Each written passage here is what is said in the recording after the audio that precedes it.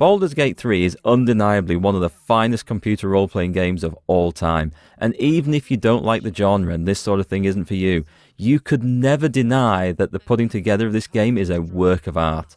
Larian Studios have created a masterpiece by which all future games will be judged by. Don't believe me? Well, it's true. Anytime I play any game now, I think, yeah, well, the facial animations, they're not as good as in Baldur's Gate 3. Or the story, that's nowhere near as good as Baldur's Gate 3. Pretty much everything we see in other games can now be judged against Baldur's Gate 3, and most of the time it's going to come up lacking. Anyway, I'm going to tell you a little bit about Baldur's Gate 3 and then tell you all the things I like about it and a couple of things that I didn't like. And if it sounds like the sort of game you'd like to play, then you might want to go and check out my in-depth character creation guide, which will give you everything you need to know for the 100+ hour campaign that awaits ahead of you. Baldur's Gate 3 is a massive role-playing game set in one of the mystical Dungeons & Dragons worlds where swords and sorcery is the order of the day. The character you create has been kidnapped by a race of mind flayers, for reasons unknown, and they've managed to implant a parasite into your brain that will one day turn you into one of them. However, the ship you're being transported on crashes, and you and up to 6 potential companions manage to escape and get away. From there, you and your potential allies will have to travel the lands of Faerun trying to figure out what is going on with this parasite in your mind. Is there a cure for it? Who can help? And why did these creatures kidnap you and these others in the first place? I could say the story is absolutely massive, because it is, but it would only be half true, because this game is a collection of lots of stories. Not just your own, but the companions who travel with you, because whilst you create one character, you can have up to 4 in your party at any one time, and you can switch them in and out. And each of those 6 companions at the start of the game, should you wish to befriend them, each have their incredible own detailed and rich story that you can play out and develop as the game goes through. Not only that, you're going to meet lots of different factions and groups throughout the realms that some are going to be good, some are going to be bad, and some you just don't know about. They're all going to ask you to do things. It's a huge set of adventures leading up to a fantastic culmination at the end, and the number of possibilities almost feel endless because every decision you make will have consequences further down the line. As you move and explore the world, it's all played out in real time, just clicking and moving your party, talking to people, picking things up. But when you get into a fight, the game becomes turn-based.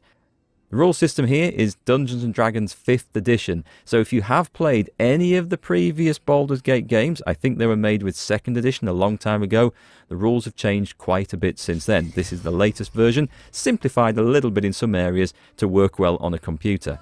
In fact, the game plays a little bit more like Divinity Original Sin 2 if you've played that, and that was also made by Larian Studios.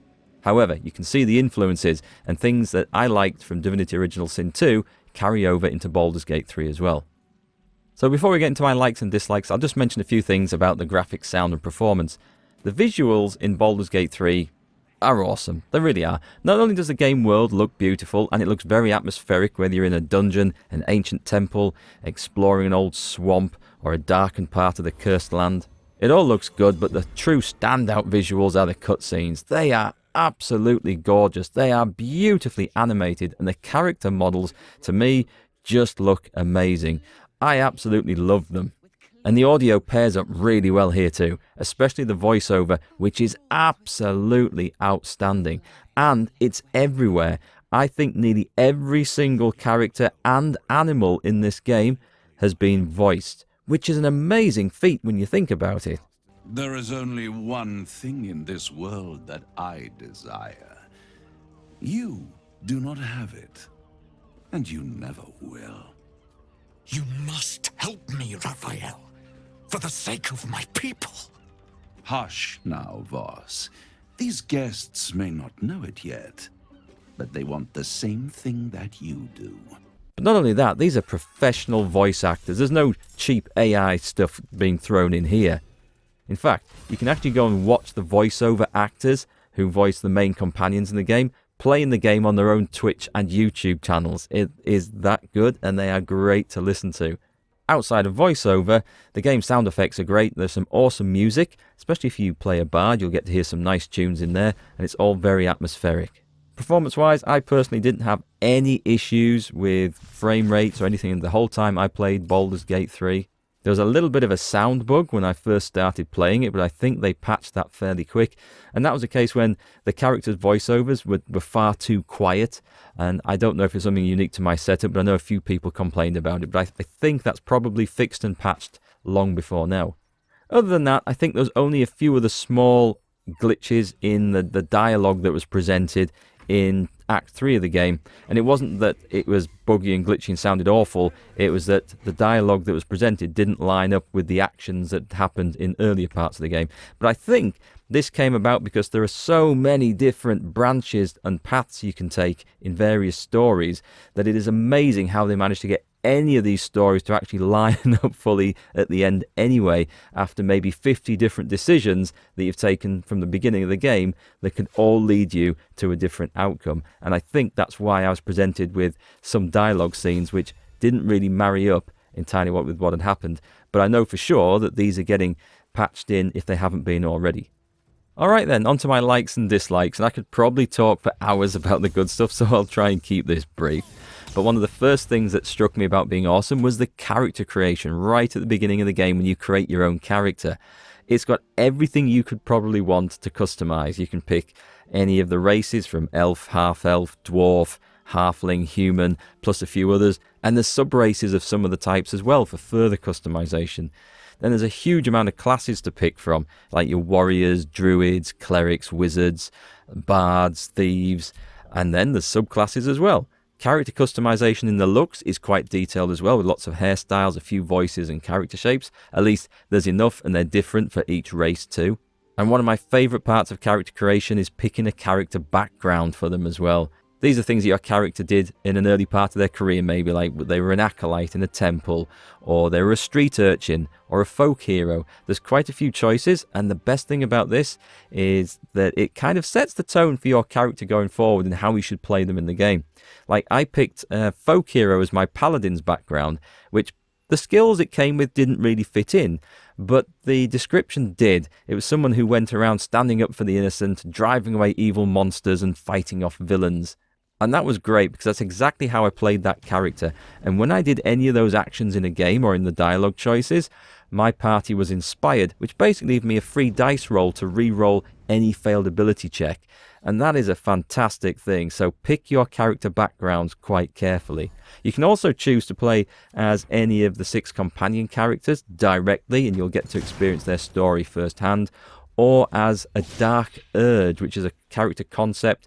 Basically, you have a little voice in your head telling you to go around murdering everyone and everything, and you'll get a very, very different story experience playing as the Dark Urge.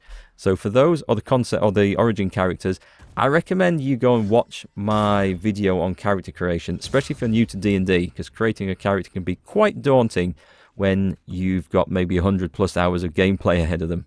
So one thing they've done away with in character generation is having racial stats. Now it doesn't matter what race you pick, they can all have the same stats, which I think is great because it means any race can play any class effectively. Just opens up the choice. And for you D&D purists who maybe don't want that, well, you can still apply stat penalties and modifiers just as you wish if you want to play those races as you see them. Now overall, they've done a very good job of bringing in the D&D 5th edition rule set into Baldur's Gate 3, but they have simplified it a little bit just to make it work better on computer and probably for single player as well. So overall this is great, but it's close enough in all aspects that it feels like you are playing D&D 5th edition rules, but without some of the hang-ups. For example, you can rest at pretty much any time, with a few exceptions if you've blasted off all your spells or you want to heal up.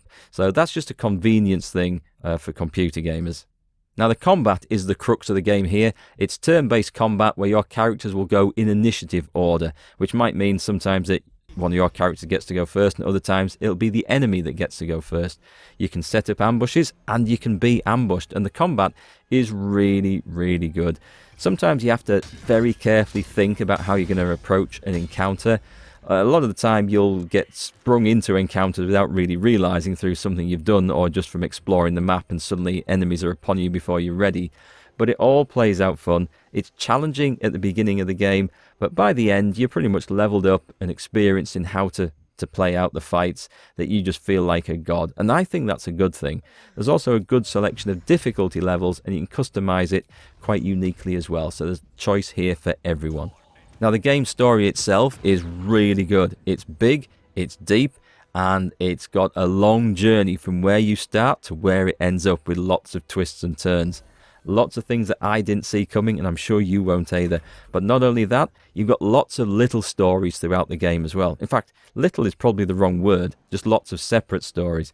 For example, there's your companion stories, you know, the 6 people who escape the ship at the start of the game. If you choose to befriend them, because you don't have to, but if you do, they will join your group, and you can go off on adventures with them and find out about their backgrounds and do things, quests for them, and help them out and take them along. And this is all really good because all the stories are deep and interesting. I think my favourite was Shadowheart. She has a fantastic redemption arc to her story. But if you've already played through Baldur's Gate 3, let me know your favourite character story in the comments down below.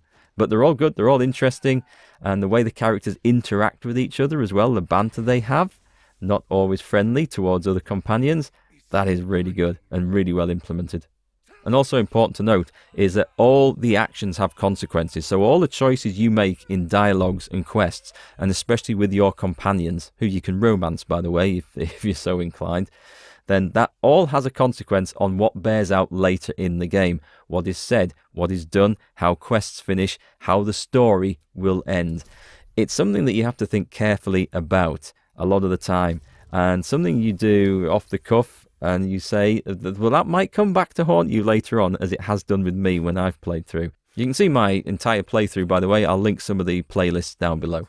But I love the fact that all the stories and side quests can have so many different endings, and also they branch forward, so it all seems to carry forward and to come together at the end. But your ending almost feels like there are infinite numbers of endings depending on the choices you've made throughout the game.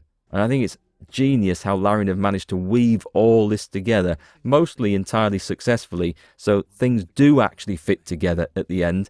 This also gives the game a huge amount of replayability, because you can play through with different characters, with different attitudes, making different choices, working for different factions throughout the game, finding different allies to take into the end fight. And you can just do it so many different ways and see so much more content and find things that you wouldn't see before, that I don't know how many hundreds of hours you can get out of this game, but it's a lot. And another great thing that they've put in is multiplayer. So instead of playing by yourself and taking 3 NPC companions around, you can have up to 3 other friends, and the 4 of you can go rampaging around the world. And be warned, if you want to get the most out of the story, then playing in multiplayer is probably not the way to go, unless you are all 4 of you quite disciplined and stick together and listen to the story options, because you can quite easily just go all your own separate ways, start conversations by yourselves that other people won't really be aware of, and skip conversations and kill people that might be vital to later quests. So if you really want to get the most out of the story, play in single player. Also, if you're playing with 4 people, then you won't be able to take the companions with you to do the companion quests. So that might be a limiting factor. But multiplayer, it's nice to have that option. It's a whole load of fun. It is chaotic, but it is good if you want to go down there. So yeah, thumbs up. I love multiplayer in games, and we should definitely have more games that feature it. Okay, on to my dislikes, and fortunately this isn't very big a list, but there are a couple of things that struck me about Baldur's Gate 3 that maybe could be done better. And I'm going to ask this as a question, but could the game be too big? Could it have too much stuff going on? Because there's a lot of individual stories and quests and subplots all going on. And sometimes you'll come across a character in the game and it's obviously part of a quest, and you'll be talking to them and you're thinking, who are you again? Why were we looking for you? What was this all about? Now, fortunately, there's a very good quest log in the game, and it details all the quests you're doing, and even the ones you've completed, and even the stage at which you're at, and describes what's going on. So you can refer back to that at any time. So maybe this is just an individual problem I have. And the only other thing that really bugged me, and this could be fixed, I suspect, is that your party members don't really get involved with roles and ability checks. So let's say I go to open a door, and this door has a magically sealed lock, okay, and I have to do an arcana check with my character that I have been in control of when I click on the door. Let's say my character doesn't have any arcana skill, but I've got a wizard in the party looking over the shoulder, even in the cutscene for this, who is an expert at it, and I have to use my crap character's ability check to try and open it.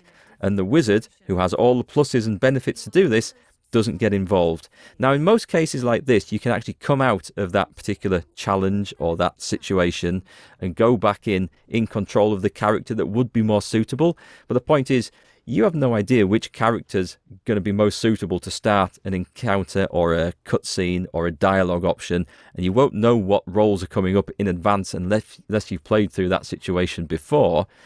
And sometimes you only get one chance to succeed in these roles. And having the wrong character there, when you know you've got an expert just stood right behind you, is kind of annoying. And that's all the bad stuff I can think of to say about Baldur's Gate 3. It is a truly amazing game. It has set a new bar in game design and creation. It is truly fantastic.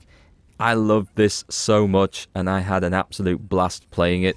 And I highly recommend, if you are at all interested in fantasy games, in adventure games, in Dungeons and Dragons, anything like this, you will want to play this game. It is superb. It is nicely done. It's just so well told as a story. It's so well presented with the voiceovers, and it is just a classic of its time. And this is going to be remembered for years to come, and other games are going to be compared to this from now on. So definitely get it. The first opportunity, anytime you see it on sale, definitely grab it. It's a good one.